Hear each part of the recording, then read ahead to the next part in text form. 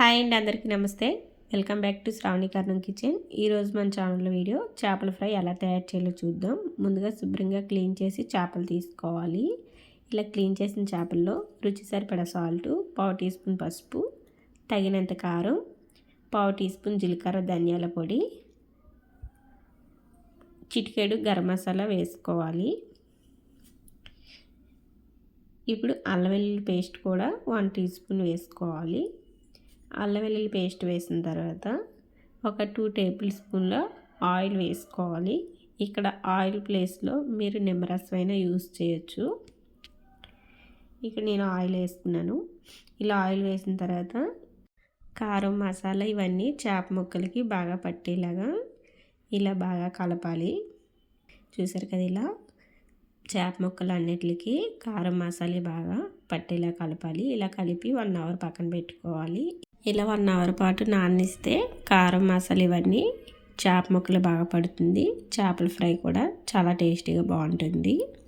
ఇప్పుడు stove on చేసి stove మీద ప్యాన్ పెట్టి ఆయిల్ వేసుకోవాలి. ఆయిల్ కొంచెం ఎక్కువగానే వేసుకోవాలి. చేపల ఫ్రై అవ్వడానికి సరిపడా, మరీ ఎక్కువగా కాకుండా కొంచెం చూసుకొని వేసుకోండి. మళ్ళీ ఈ ఆయిల్ మనం యూస్ చేయడానికి పనికిరాదు. ఆయిల్ హీట్ అయిన తర్వాత మనం ముందుగా కారం, మసాలా కలిపి పెట్టిన చేప ముక్కల్ని ఒక్కొక్కటి ఇలా వేసుకోవాలి.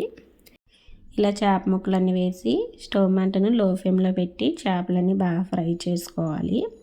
హై ఫ్లేమ్లో కానీ మీడియం ఫ్లేమ్లో కానీ పెడితే చేపలు త్వరగా మాడిపోయి లోపల పచ్చిగా ఉండిపోతుంది. లో ఫ్లేమ్లో పెట్టుకొని ఇలా 2 వైపులు బాగా ఫ్రై చేసుకోవాలి.